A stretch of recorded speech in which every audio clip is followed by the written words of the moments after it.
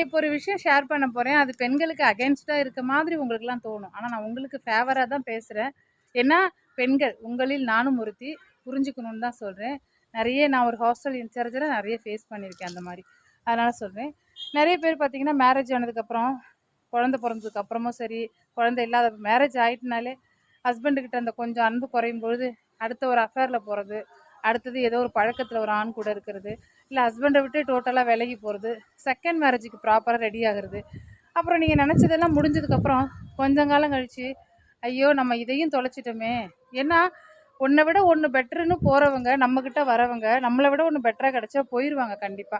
அப்படி இருக்கும்பொழுது, நம்ம ஹஸ்பண்ட் கூடயே இருந்திருக்கலாமோ! நல்லதோ, கெட்டதோ திருத்தி, பேசி எடுத்து, இல்ல ஒண்ணு கொஞ்சம் அட்ஜஸ்ட் பண்ணி போயிருந்துருக்கலாமோ!